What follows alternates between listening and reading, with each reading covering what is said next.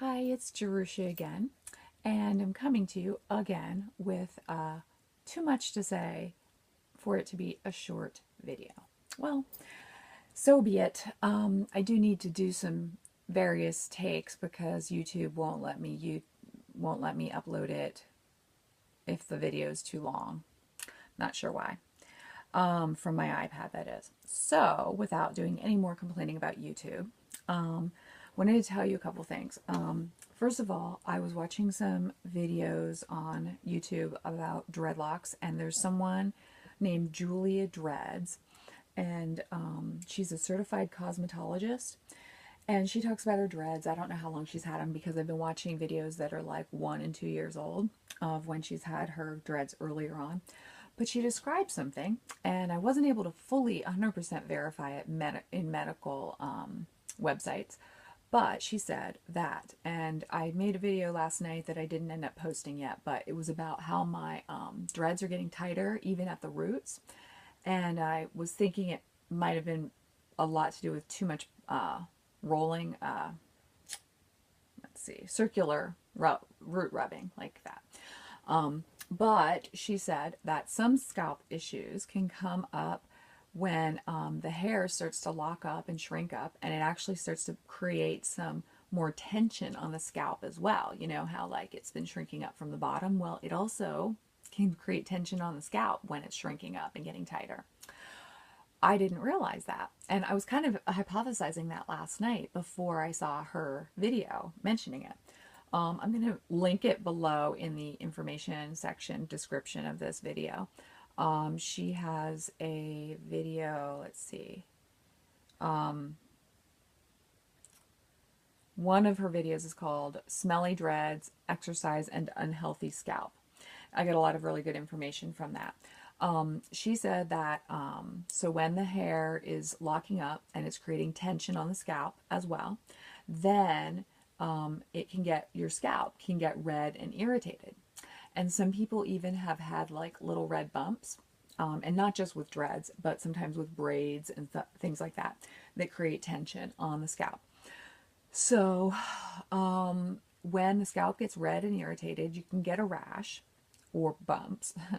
And then she said, and I wasn't able to verify this, that the oil from your scalp being there can irritate the follicle even more. And so, and then you can get kind of an infection there. Maybe that's what the red bumps are. So, washing, shampooing is important to do in order to keep the oil of your scalp away from the hair follicles so that it doesn't create a rash or contribute to infection. So, yeah. And she talks more about not pulling your hair too tightly back in a ponytail or whatever, especially when your dreads are not mature. And so I was feeling the discomfort at my scalp because my dreads are getting a lot tighter, especially in the back. And so when I lay down on my pillow, I usually have either a ponytail with it up really loosely, or I just kind of have them laying up like that. But it was, and so her idea that the oil from the scalp would, if you don't shampoo often enough, like, even every day would be a good idea possibly for some people, that when it's getting tight up on your scalp, that the shampooing would actually be good for it because it would be making sure to remove the oil that would be around there, that the oil from your own scalp might irritate the hair follicle and potentially cause some kind of infection that will probably be experienced by maybe redness, not a super like serious infection in that way. But I was thinking that if your hair is getting tight up against your scalp, it might itch, right? And then people might think their scalp is dry, and it might be, but they might not shampoo it often enough because they might think their scalp is dry. So they might just like apply oil that isn't antibacterial. For instance, they might not shampoo enough during that time when actually it would be better to shampoo because we're using non-drying shampoos on our dreads, right? We're doing a good job of like picking very, very good shampoos. Dreadhead HQ.